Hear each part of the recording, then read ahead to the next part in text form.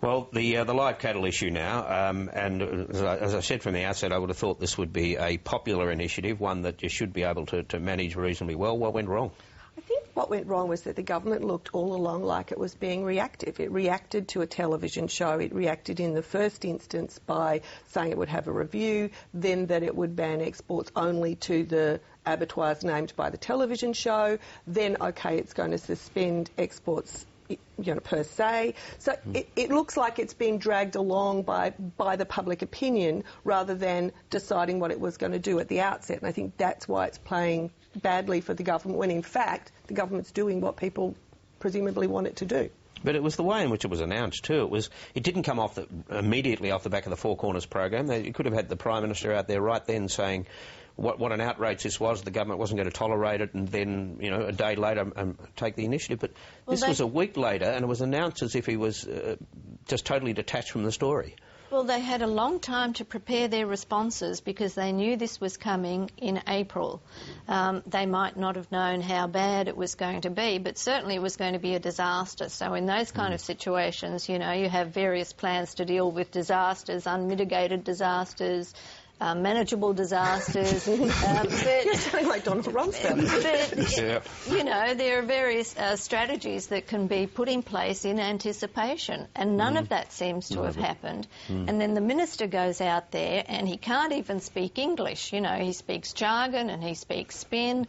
Nobody knows what he's saying or what he's planning, and it just drags out over days and days.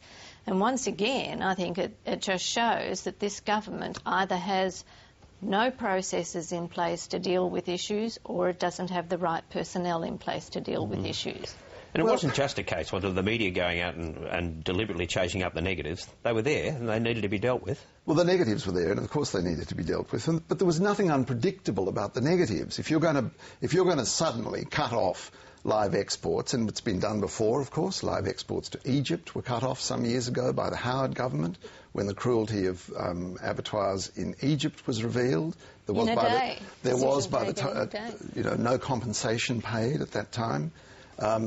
It could all have been done cleaner and better, and naturally, because it's true.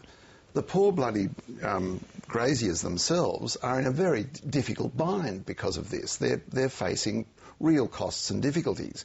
Where they should turn for compensation is a question. My notion would be that they might well turn to the meat and livestock, which get $100 million a year in levies from those graziers, a much disliked levy. $5 a beast, I think it is. $100 million to keep an eye on the international meat trade and how beasts are killed.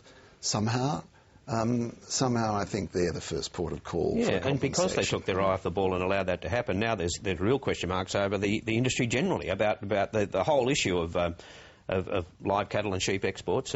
Senator Doug Cameron has already weighed in on that. Here he is. I think the whole live animal trade is really a problem. My view is that we should look at how we can be a meat exporter of chilled meat that is properly dealt with so that it can be exported around the world. That would be my preferred. So you would abandon then live animal exports? Would you abandon live animal exports? If live animal exports are like what they are now, yes, we should. So that's the next difficulty, Lenore. They've got to take that. I think the Indonesian government may be on to this possible eventuality, and there's reports that they're very quickly working to get at least 20 abattoirs up to standards that would be considered acceptable so that the trade can resume. So, I think they're kind of on to the fact that this could be... Well, the President of Indonesia has actually bought into it straight away. I mean, they understand that this has to be solved.